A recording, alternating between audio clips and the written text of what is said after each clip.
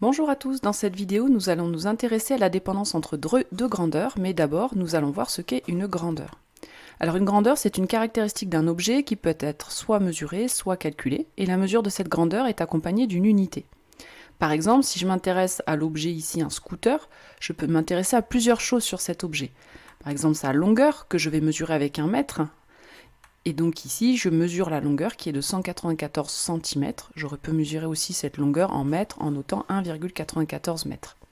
Je peux m'intéresser également à la masse de cet objet, que je peux mesurer avec une balance, 95 kg par exemple. Je peux aussi m'intéresser à la vitesse de cet objet.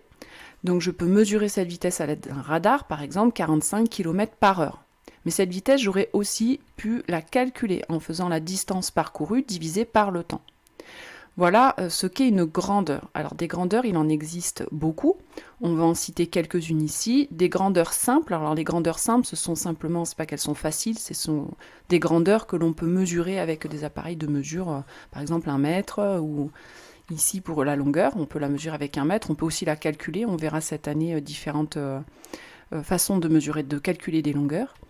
Ou la température que je peux mesurer avec un thermomètre, que je mesure en degrés Celsius, ou la masse que je peux mesurer en grammes ou en kilogrammes, que je mesure avec une balance.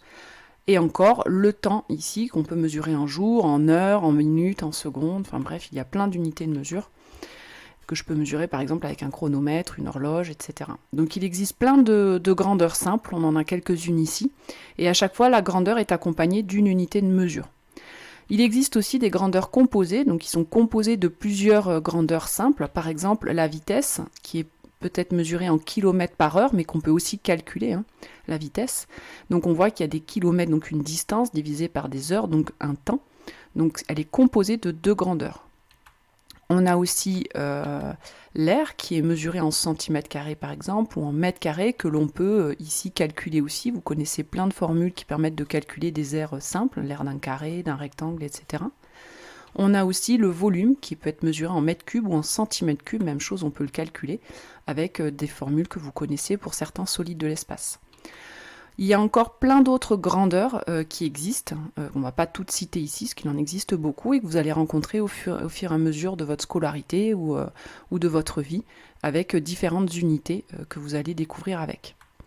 Une grandeur, du coup, est dépendante d'une autre grandeur quand elle varie sous l'influence de cette deuxième grandeur. Par exemple, si je m'intéresse à un carré, je peux m'intéresser à son aire, que je peux mesurer par exemple en centimètres carrés ou en mètres carrés. Mais cette aire, elle va dépendre de la longueur du côté du carré. On imagine bien que plus la longueur du côté est grande, plus l'aire du carré va être grande également. Donc cette aire dépend de la longueur du côté. On dit dans ces cas-là que l'aire du carré est fonction de la longueur de son côté.